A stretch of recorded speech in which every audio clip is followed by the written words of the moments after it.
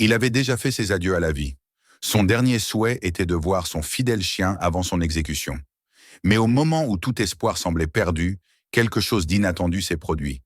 Abonnez-vous à la chaîne et indiquez dans les commentaires d'où vous regardez cette vidéo. L'aube se levait à peine sur le pénitencier d'État de Redstone, et pourtant la lumière semblait hésiter à pénétrer les murs puissants de l'établissement. Les premières lueurs glissaient timidement à travers les interstices des fenêtres étroites, comme si le soleil lui-même refusait d'être témoin de ce qui devait se dérouler dans quelques heures. L'air était froid, presque immobile, chargé d'une lourdeur indescriptible. Dans les couloirs, les pas des gardiens résonnaient faiblement, un écho métallique qui rappelait à chaque être présent que ce jour ne serait pas ordinaire. Les bruits familiers du matin, le cliquetis des clés, les gémissements lointains de certains détenus, l'ouverture des portes, semblaient plus pesants, plus sombres, comme si toute la prison retenait son souffle. Dans l'une des cellules les plus surveillées du bâtiment, un homme était allongé sur une couchette de métal, rigide comme une planche. Lucas Hale, ancien officier d'élite des forces spéciales de la marine américaine, fixait le plafond sans cligner des yeux. Ses traits étaient tirés, mais malgré la fatigue qui marquait ses paupières, il demeurait étrangement calme.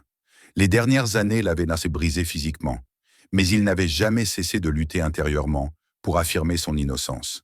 Désormais, alors que l'on comptait les heures avant son exécution, il ne ressentait plus ni colère ni révolte. Seulement une lassitude immense, lourde comme un poids qui aurait été posé sur sa poitrine et qu'il ne pouvait plus repousser. Dans cette immobilité qui ressemblait à une veille silencieuse, ses pensées vagabondaient. Il revoyait les déserts brûlants où il avait servi, les nuits glaciales passées à attendre un signal, les ordres abrupts, les cris, les explosions qui déchiraient le ciel. Puis il revoyait les visages de ses frères d'armes, certains encore vivants, d'autres déjà tombés. Il se revoyait serrer leurs mains, faire des promesses qu'il savait ne jamais pouvoir tenir. Et puis, après tant d'années passées à survivre à la guerre, il se souvenait du sentiment étrange qu'il avait envahi le jour où il avait quitté l'armée. Une sensation de vide, de désorientation. Comme si le monde civil ne savait pas vraiment quoi faire de lui, et comme s'il ne savait pas lui-même comment redevenir un homme ordinaire. C'est à cette période qu'il avait rencontré Olivia Carter. Elle était différente de tout ce qu'il avait connu. Douce, patiente, mais aussi dotée d'une force discrète capable de rivaliser avec celle d'un soldat. Leur première conversation avait été banale, presque timide, mais elle avait suffi pour fissurer l'armure émotionnelle qu'il avait construite autour de lui. Peu à peu, elle l'avait aidé à réapprendre à vivre, à respirer autrement que par réflexe de survie. Elle lui avait offert un foyer, une stabilité, un avenir auquel il n'osait plus croire. Et cet avenir avait pris une dimension encore plus inattendue lorsqu'Atlas était entré dans leur vie. La première fois que Lucas avait vu la grande berger belge, il avait senti une connexion immédiate. Atlas portait sur lui les marques visibles d'une vie de service. Une longue cicatrice courait le long de son flanc, souvenir d'un incendie où il avait sauvé un enfant coincé dans une chambre enfumée. Malgré ses exploits, l'administration l'avait jugé trop marqué, trop intimidant pour continuer sa carrière. Pour Lucas, c'était un être brisé mais pas vaincu, comme lui. Il avait alors accepté de l'adopter sans hésitation. Les mois qui suivirent furent parmi les plus heureux de son existence. Atlas devint un membre essentiel de leur foyer. Il suivait Lucas partout, dormait à ses pieds, bouleversait ses routines et lui rappelait ce que signifiait la loyauté pure. Lucas, Olivia et Atlas formaient une étrange famille, mais une famille unie, sincère. Une famille que rien ne semblait pouvoir ébranler. Jusqu'à cette nuit où tout avait basculé. La mort brutale de Brent Maxwell, magnate de l'immobilier, avait déclenché une avalanche d'événements que Lucas ne parvenait toujours pas à expliquer. Les preuves s'étaient accumulées contre lui avec une perfection presque grotesque. Un doigté sur l'arme du crime, un transfert bancaire suspect, des témoins affirmant avoir vu Lucas se disputer avec la victime un jour auparavant. Les pièces s'imbriquaient comme si quelqu'un les avait soigneusement assemblées. Et pourtant, malgré ses protestations, malgré ses explications incohérentes dans le chaos de son arrestation, il n'avait pas été entendu. Le procureur, John Patterson, avait plaidé avec une assurance glaciale. Le juge Harrison Cole n'avait posé que peu de questions. L'affaire avait été jugée simple, presque banale. Un ancien soldat au tempérament violent, une dispute, un meurtre. En quelques semaines à peine, Lucas avait été condamné à mort. Et le monde extérieur avait continué de tourner, oubliant son nom presque aussitôt. Toutefois, un homme n'avait jamais totalement réussi à effacer ce doute. Le détective Roy Sanders, celui-là même qui avait dirigé l'enquête initiale. Au début, il avait été fier de sa résolution rapide, convaincu d'avoir fait éclater la vérité. Mais les années passaient et un malaise grandissait en lui. Trop de coïncidences, trop de zones d'ombre, trop peu de logique. Il commençait à se demander si la facilité avec laquelle il avait conclu l'affaire n'était pas précisément la preuve d'une manipulation. Pendant que le temps passait, Olivia survivait à sa manière. Elle ne cessait d'écrire à Lucas, lui envoyant des lettres longues, pleines de courage, mais dans chaque phrase on pouvait sentir une tristesse profonde. Elle ne cessait de répéter qu'elle l'aimait, qu'elle croyait en lui. Mais même ces mots ne suffisaient pas à apaiser le vide immense laissé par son absence. Et puis il y avait Atlas. Le chien avait refusé de quitter la porte d'entrée pendant des semaines après l'arrestation de Lucas. Il avait maigri, cessé de manger régulièrement, cessé de jouer. Mais chaque fois qu'il entendait un bruit dans le couloir, il courait, espérant retrouver celui qu'il considérait comme son unique guide. Le vétérinaire avait expliqué que ce comportement n'était pas rare chez les chiens très liés à un seul humain. Mais pour Olivia, cela n'était pas seulement touchant, c'était une douleur quotidienne, une blessure lente. Aujourd'hui, malgré la souffrance accumulée, Lucas ne demandait qu'une chose, voir Atlas une dernière fois. Il n'avait demandé ni repas spécial, ni visite particulière. Il avait simplement formulé ce souhait, presque en chuchotant. Les gardiens avaient d'abord hésité, mais devant l'insistance discrète de quelques membres du personnel, ils avaient fini par accepter. Quelques heures plus tard, Olivia était entrée dans la salle des visites avec Atlas tenu en laisse, bien que le chien tirât de toutes ses forces pour avancer. Dès qu'il avait senti l'odeur de Lucas, il avait émis un gémissement puissant, presque un cri. Lucas n'avait pas pu retenir ses larmes. Le chien s'était jeté contre lui, tremblant, le couvrant de son museau, le reniflant frénétiquement, comme pour s'assurer qu'il était bien là, bien vivant. Pendant quelques minutes, tout semblait disparaître. La prison, la sentence, les années perdues. Il n'y avait plus que l'homme et son chien, réunis après une séparation trop longue. Puis au milieu de cet instant bouleversant, Atlas était figé. Quelque chose dans l'odeur de la vieille veste de Lucas avait attiré son attention. Il l'avait mordillé, avait tenté de fouiller avec son museau, comme s'il cherchait quelque chose de caché. Les gardiens avaient voulu l'arrêter, mais Lucas les avait suppliés de le laisser faire. Pourtant, après quelques instants, Atlas s'était calmé sans qu'aucune explication ne soit trouvée. Personne, pas même Lucas, ne comprit alors ce qu'il essayait de transmettre. Lorsque la visite prit fin, Lucas sentit son cœur se serrer d'une manière qu'il n'avait jamais ressentie auparavant. Il savait qu'il disait adieu non seulement à la vie, mais surtout à ce compagnon qui avait été son ombre, son équilibre et parfois même son dernier fil de lumière. Le retour dans la cellule fut difficile. L'air semblait plus froid encore, la solitude plus profonde, presque suffocante. Pourtant, au moment même où les portes de la salle de visite se refermaient derrière Atlas et Olivia, quelque chose ailleurs dans la prison était déjà en train de tourner.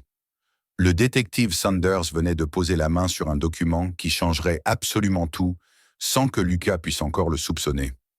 Le destin, qui semblait s'être fermé sur lui comme un piège implacable, venait de se fissurer, imperceptiblement, mais assez pour que l'histoire prenne un tournant que personne n'aurait pu anticiper. Et tandis que Lucas s'abandonnait enfin à l'idée que ses heures étaient comptées, une vérité jusqu'alors enfouie commençait à émerger dans l'ombre. Une vérité qui, en quelques heures seulement, ferait basculer tout ce que l'on croyait certain. Lorsque Lucas fut reconduit dans sa cellule après la visite, il éprouva une sensation difficile à décrire, un sentiment mêlé d'abandon, de soulagement et d'une forme d'étouffement silencieux. La présence d'Atlas avait ranimé en lui une chaleur oubliée, mais le retour à la solitude l'avait immédiatement replongé dans une froideur presque douloureuse. Pourtant, dans un autre coin du monde, quelque chose avait déjà commencé à se mettre en mouvement. Un changement minuscule mais décisif, invisible pour Lucas, mais suffisamment puissant pour ébranler les fondations même de l'injustice qui l'écrasait depuis des années. À cet instant précis dans son bureau, le détective Roy Saunders s'était penché sur un dossier qui devait, sans qu'il le sache encore totalement, renverser le cours des événements. Le dossier en question avait été rouvert par hasard, ou peut-être par une forme de tourment intérieur qui ne laissait plus au détective la possibilité de se reposer. Depuis des semaines, Saunders dormait mal. Ses nuits étaient en fête de réveils soudains, d'images fugaces de ce procès trop parfait, trop linéaire. Il avait tenté d'ignorer l'inconfort croissant qui le rongeait, mais l'appel d'Olivia, quelques jours plus tôt, l'avait profondément ébranlé. Elle n'avait pas cherché à l'accuser ni à le supplier. Elle avait seulement demandé d'une voix brisée s'il était absolument certain, à 100%, que Lucas était coupable. Cette question l'avait poursuivi. À chaque fois qu'il fermait les yeux, il revoyait les pièces du puzzle qu'il avait lui-même assemblé, mais une image se formait dans son esprit, celle d'un tableau trop net, trop propre, trop facile. Ainsi, ce matin-là, alors que la pénombre s'effaçait lentement devant la lumière du jour, Saunders s'était enfermé dans la salle des archives et avait demandé les documents bruts de l'enquête Maxwell. Le simple fait de tenir à nouveau ses dossiers entre ses mains avait réveillé en lui une angoisse qu'il n'avait jamais ressentie au cours de sa carrière. Rien ne paraissait immédiatement suspect, et pourtant, chaque page semblait porter une ombre, comme si quelqu'un avait voulu cacher quelque chose, non pas en dissimulant des éléments, mais en les rendant trop visibles. Ses doigts glissèrent sur une série de rapports téléphoniques qu'il n'avait, à l'époque, que survolés. Et c'est là qu'une première anomalie se manifesta. Un numéro récurrent, apparaissant près du lieu du meurtre la nuit même, avait été signalé comme appartenant à un témoin secondaire. Un individu dont l'identité ne figurait pas clairement dans les registres officiels. Saunders ne se souvenait pas avoir donné l'ordre de ne pas approfondir cette piste. L'examen du numéro révéla un nom, Ethan Ward. Ce nom sonnait comme une cloche sourde dans la mémoire du détective, un écho d'anciens dossiers, de murmures entre collègues. Ward n'était pas un témoin ordinaire. C'était un nettoyeur, un professionnel de l'effacement, spécialisé dans la dissimulation de crimes pour des organisations influentes. Qu'un homme comme lui ait été présent près du penthouse de Maxwell le soir du meurtre n'avait rien d'anodin. Saunders sentit un frisson lui parcourir la colonne vertébrale. Une sueur froide perla sur son front.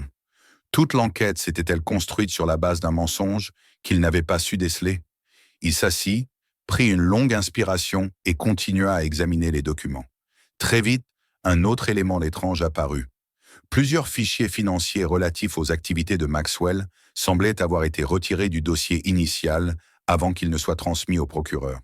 Il nota les codes des archives manquantes et contacta la division financière. 1 heure plus tard, on lui transmit des copies numériques disparues depuis des années. Le détective ouvrit les fichiers et découvrit un ensemble de rapports accablants. Maxwell s'apprêtait à rendre publiques des informations sur une vaste opération de corruption visant l'aménagement du littoral. Des sommes colossales, des permis truqués, des manipulations politiques. Ce dossier était suffisamment explosif pour mettre en péril les carrières de figures puissantes. Et Lucas, en tant que consultant en sécurité pour Maxwell, avait eu accès à ces informations. Il représentait une menace, un témoin encombrant, bien plus facile à éliminer qu'à intimider.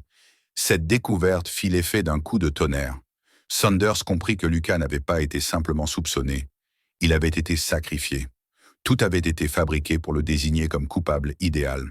Et le détective, aveuglé par le désir de résoudre rapidement une affaire médiatique, avait joué un rôle involontaire dans cette mascarade judiciaire. À cet instant précis, l'horloge murale sonna.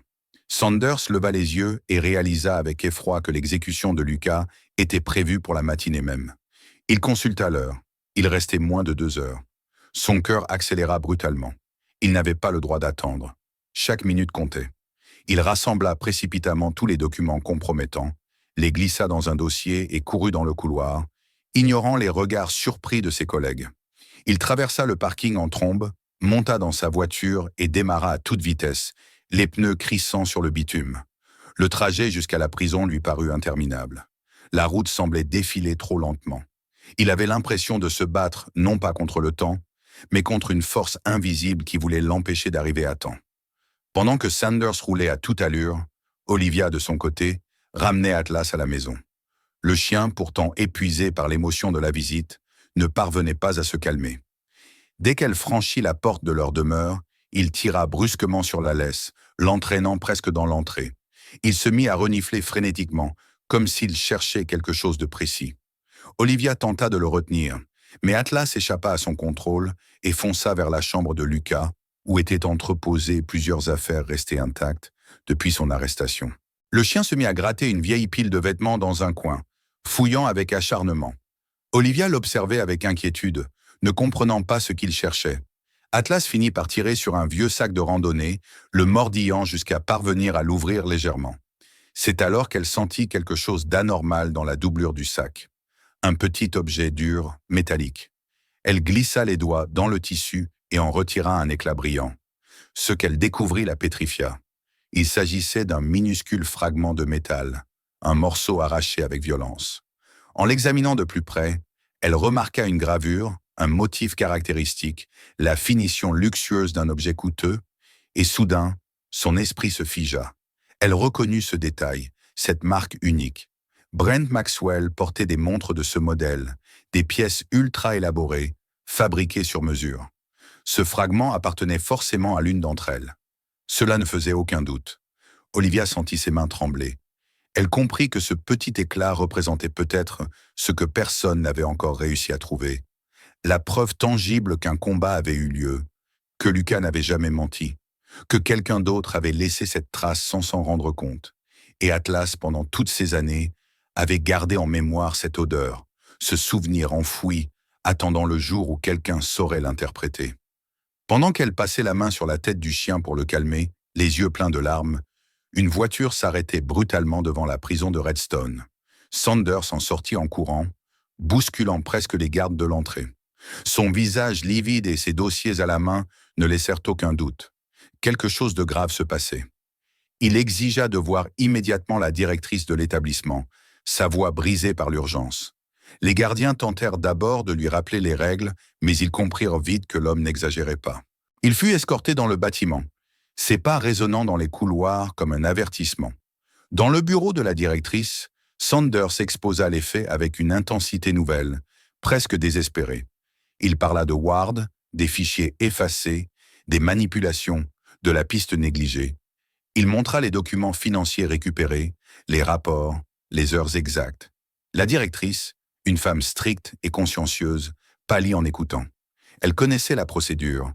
Une exécution ne pouvait être interrompue que pour des preuves irréfutables.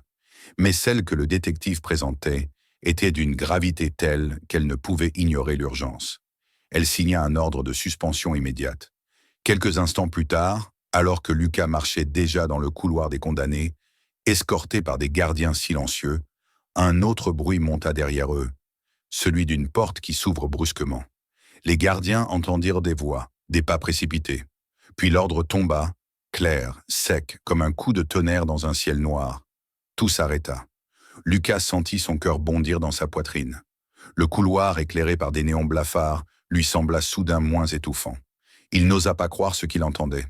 Les gardiens, eux-mêmes surpris, se tournèrent vers lui, visiblement déconcertés. Il y eut un silence étrange, un moment suspendu, où le destin semblait hésiter entre deux directions. Ce fut le début d'un renversement inespéré. Un renversement auquel ni Lucas, ni Olivia, ni même Sanders n'auraient pu rêver quelques heures auparavant. Sans le savoir, il venait d'ouvrir une brèche dans un mur que tous croyaient infranchissable. Et tandis que Lucas, encore sonné, était reconduit loin de la salle d'exécution, un objet minuscule, un éclat de métal tenu par Olivia, se révélait être la clé de la vérité que tout le monde avait refusé de voir pendant 5 longues années. Une vérité qu'Atlas, fidèle compagnon, n'avait jamais cessé de porter dans son souvenir. Lorsque Lucas fut ramené dans une salle d'attente temporaire, loin du couloir où sa vie avait failli s'arrêter, il demeura assis en silence pendant de longues minutes, incapable de comprendre ce qui venait de se produire. Les gardiens eux-mêmes ne savaient que murmurer. On parlait d'un sursis, d'un document urgent, d'un détective qui se serait présenté au dernier instant. Les mots flottaient dans l'air, indistincts, mais Lucas sentait confusément que quelque chose avait changé, qu'un mouvement inattendu avait bouleversé la fatalité qui pesait sur lui depuis tant d'années. Il ferma les yeux, cherchant à calmer sa respiration encore saccadée. Tout en lui tremblait, non pas de peur, mais de choc. Il n'osait pas espérer. L'espoir avait été un luxe trop dangereux, trop douloureux. Et pourtant, malgré lui, une étincelle renaissait dans l'obscurité intérieure où il s'était habitué à vivre. Dans une autre partie de la ville, Olivia, toujours bouleversée par la découverte dans le sac de Lucas, avait déjà appelé Sanders. Sa voix tremblait, mais elle parla avec une volonté féroce, décrivant dans les moindres détails l'objet trouvé grâce à Atlas. Le détective, qui venait à peine de sortir du bureau de la directrice après avoir obtenu le sursis, comprit immédiatement l'importance de ce fragment de métal. Ce n'était pas seulement une piste, c'était une preuve. Un morceau du puzzle qui avait échappé à tous. Ce fut ce qui le décida à demander une séance judiciaire d'urgence. Il ne voulait plus perdre une seule seconde. Il savait que les forces en jeu, celles qui avaient organisé la chute de Maxwell et celles de Lucas, n'avaient pas l'intention de laisser la vérité éclater. S'il donnait la moindre chance au système de se refermer, la vie de Lucas serait définitivement perdue. Les services du tribunal furent alertés. Malgré l'heure matinale, malgré les procédures d'exception et le chaos provoqué par la nouvelle, on accepta d'ouvrir une audience immédiate, à huis clos mais en présence de journalistes déjà informés qu'un rebondissement spectaculaire avait eu lieu. L'exécution d'un condamné à mort suspendu à quelques minutes près était un événement rare, presque inédit. La tension monta rapidement autour du bâtiment judiciaire, où se rassemblèrent des équipes de presse, des curieux, des activistes et même certains anciens collègues de Lucas qui avaient appris la nouvelle par des messages échangés au sein de leur ancien cercle militaire. Lucas fut transféré sous escorte. Il ne savait toujours pas ce qui se passait. Les gardiens évitèrent son regard, sans doute parce qu'ils ignoraient eux-mêmes ce qu'ils devaient ressentir. Du soulagement, de la confusion, ou simplement la crainte d'avoir participé à une tragédie judiciaire. Lorsque Lucas monta dans le véhicule pénitentiaire, les mains toujours attachées, il sentit une étrange légèreté dans sa respiration. Il avait l'impression de renaître, de revenir d'une frontière où il avait accepté l'annihilation totale. Il observa à travers les vitres grillagées le paysage défiler, et pour la première fois depuis longtemps, il regarda le monde extérieur comme un homme qui pourrait, peut-être, y revenir un jour sans chaîne. Dans la salle d'audience, Sanders avait déjà disposé les dossiers sur la table. Olivia arriva peu après, tenant le fragment métallique dans une petite enveloppe transparente. Son visage était marqué de fatigue et de tension, mais aussi d'une détermination farouche. Sanders la remercia d'un signe de tête. Ils savaient tous deux que ce qu'ils tenaient là était la pièce manquante, celle qui ferait éclater la vérité. Ils ignoraient encore comment les juges réagiraient, mais ils savaient qu'ils n'avaient jamais été aussi proches de prouver l'innocence de Lucas. Lorsque Lucas fut introduit dans la salle, les regards se tournèrent vers lui. Il se sentit vulnérable, exposé, mais il sentit aussi quelque chose qu'il n'avait pas ressenti depuis longtemps, la présence d'alliés. Il aperçut Olivia, et leurs yeux se croisèrent un instant. Il aurait voulu courir vers elle, la serrer dans ses bras, mais il se contenta d'un léger mouvement de tête, un geste minuscule mais chargé d'émotion. L'audience s'ouvrit dans un silence presque solennel.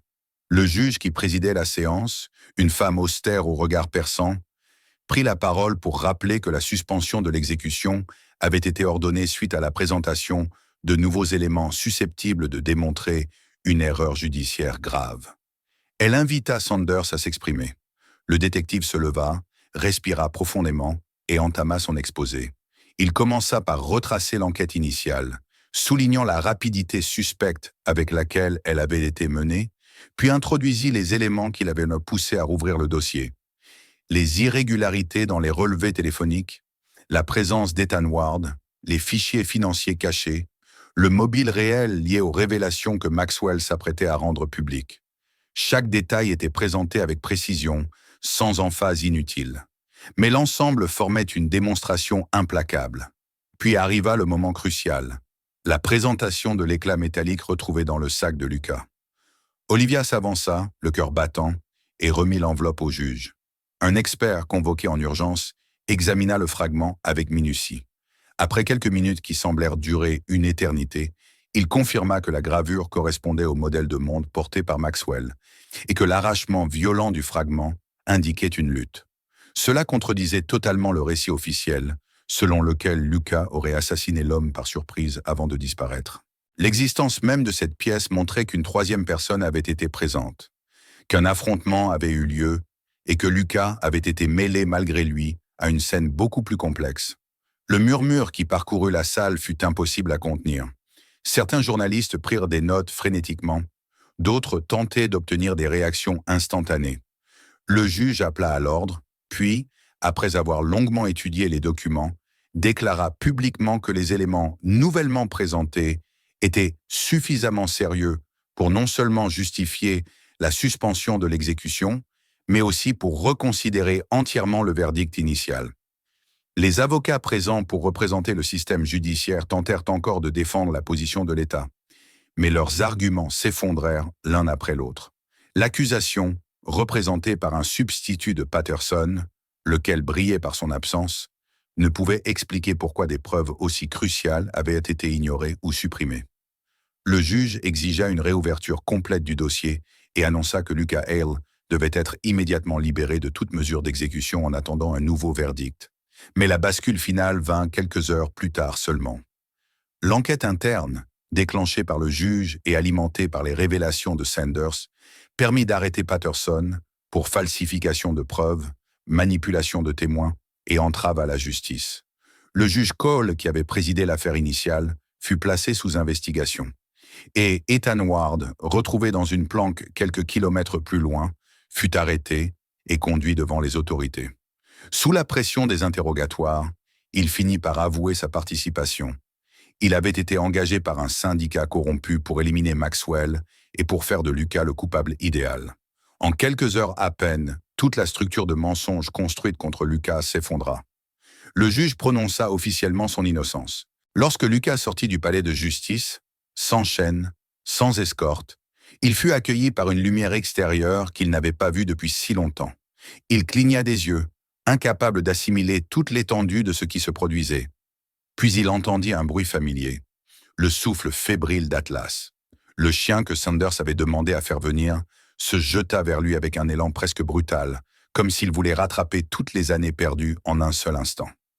Lucas s'agenouilla, laissant ses mains se perdre dans le pelage de son compagnon, les larmes coulant librement sur son visage. Olivia se tenait derrière eux, la main posée sur sa bouche, incapable de retenir ses sanglots. Cependant, dans ce moment de joie intense, une ombre se glissa doucement derrière eux, prête à briser l'instant. Olivia savait qu'elle devait parler. Elle s'approcha, posa sa main sur l'épaule de Lucas. Il se retourna, les yeux rougis mais pleins d'une lumière nouvelle. Elle hésita, puis elle murmura la vérité qu'elle n'avait jusqu'alors pas eu le courage de révéler. Atlas était malade, gravement malade. Une forme rare et agressive de cancer. Les vétérinaires ne donnaient presque aucun espoir. Et si le chien avait tenu jusque-là, c'était parce qu'il refusait de renoncer tant que Lucas était derrière les barreaux. À ces mots, le bonheur de Lucas se brisa d'un éclat sourd.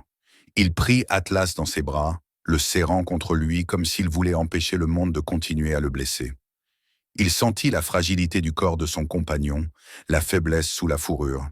Il avait été sauvé, mais son ami se battait encore contre une autre fin. Et cette fois, Lucas refusa de rester impuissant.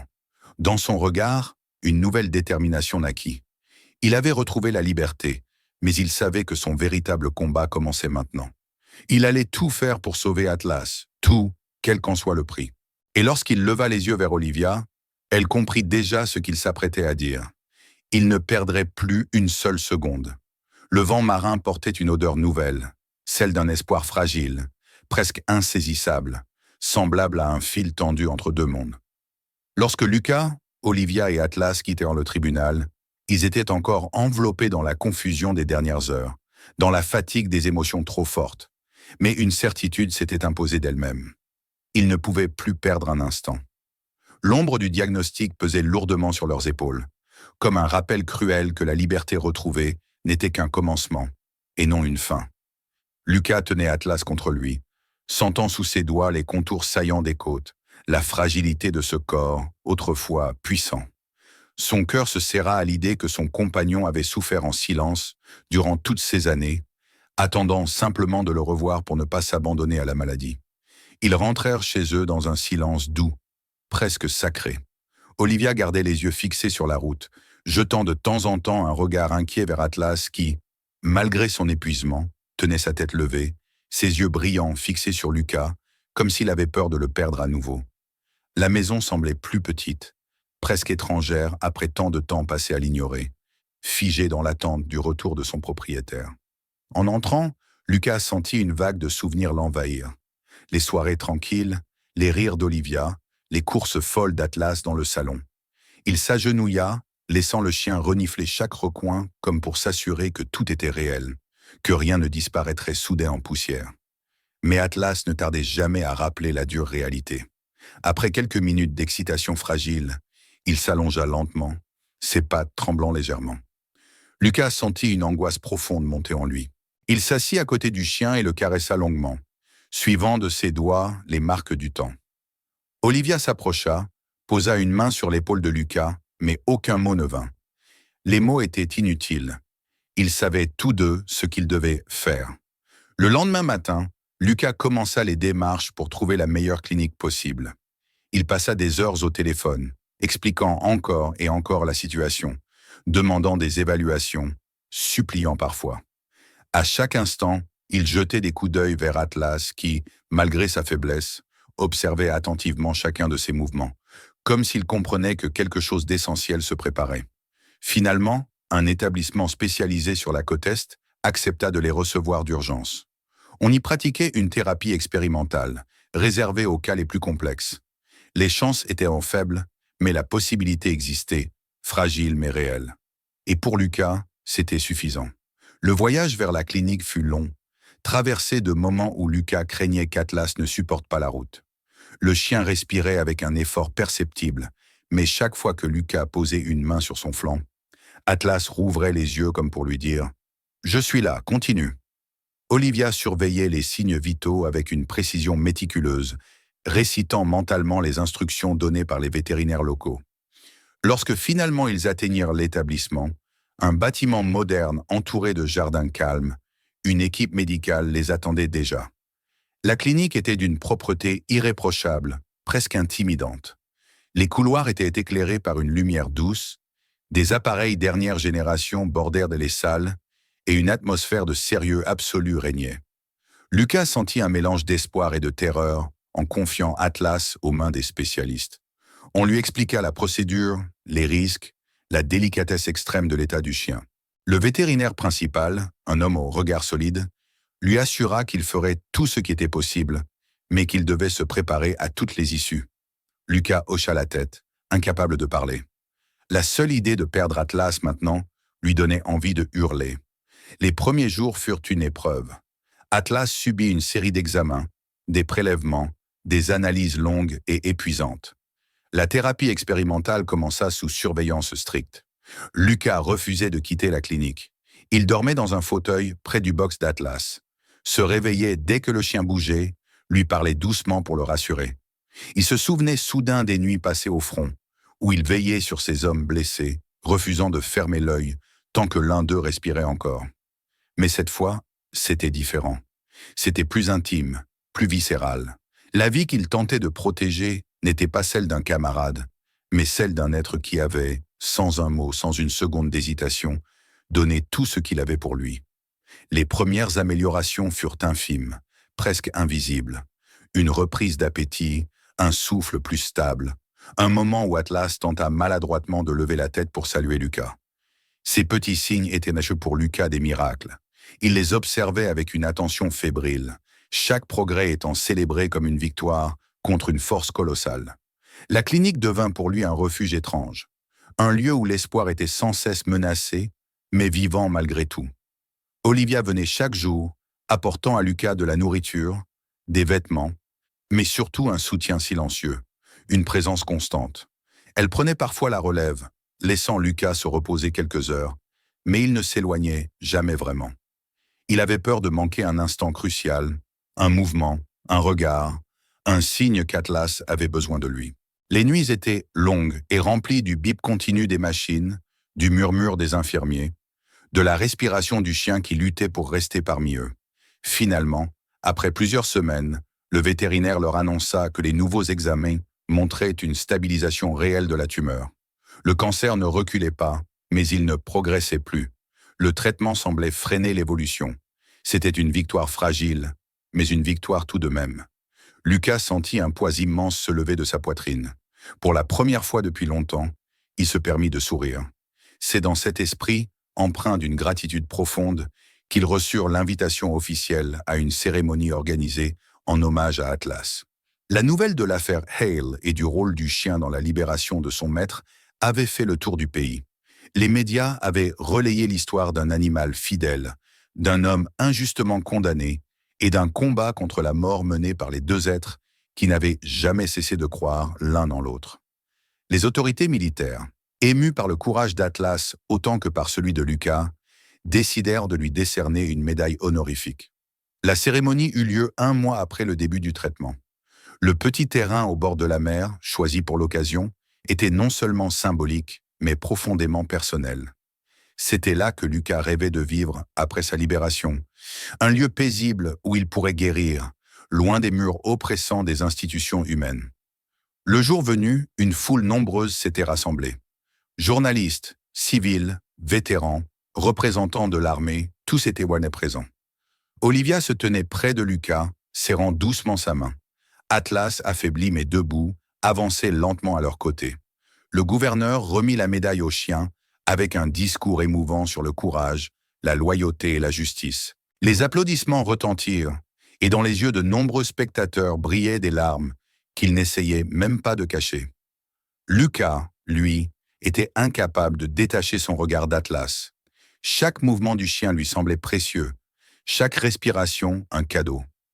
Après la cérémonie, alors que le soleil commençait à descendre lentement vers l'horizon, Lucas proposa de marcher un peu jusqu'au rivage. Atlas avançait lentement, mais il avançait. La plage, baignée de lumière dorée, semblait vibrer d'une quiétude presque irréelle. Lucas s'assit sur le sable tiède, et Atlas posa sa tête sur ses genoux, ses yeux tournés vers le large. Olivia s'assit à côté d'eux, silencieuse. Lucas sentit le vent caresser son visage, porter jusqu'à lui l'odeur salée de l'océan. Il ferma les yeux, se laissant envahir par la paix de l'instant. Il pensa à tout ce qu'ils avaient à traverser, la guerre, la condamnation, la solitude, la maladie, et maintenant, cette étrange lumière, douce et fragile, qui illuminait leur avenir. Ils savaient qu'ils ne gagneraient peut-être pas contre la fatalité, mais ils avaient gagné du temps. Et ce temps, il en savourait chaque seconde. Il posa une main sur le flanc d'Atlas, sentant les battements faibles mais réguliers du cœur de son compagnon. Il se dit alors que la loyauté, la vraie, celle qui ne vacille jamais, avait pris pour lui la forme de ce chien blessé qui, malgré la douleur et l'attente, n'avait jamais renoncé. Et il comprit que, parfois, ce ne sont pas les hommes qui sauvent les chiens, mais les chiens qui sauvent les hommes. Sur cette plage, tandis que le soleil plongeait dans la mer et que le monde semblait suspendu, Lucas décida de ne plus jamais laisser la peur dicter sa vie. Il serait fort pour Atlas, comme Atlas l'avait été pour lui. Et dans la lumière qui s'éteignait doucement, il crut entendre la promesse silencieuse du destin. Tant qu'ils seraient ensemble, il resterait toujours un chemin vers la lumière. Si tu veux savoir comment cette histoire se termine, soutiens notre chaîne.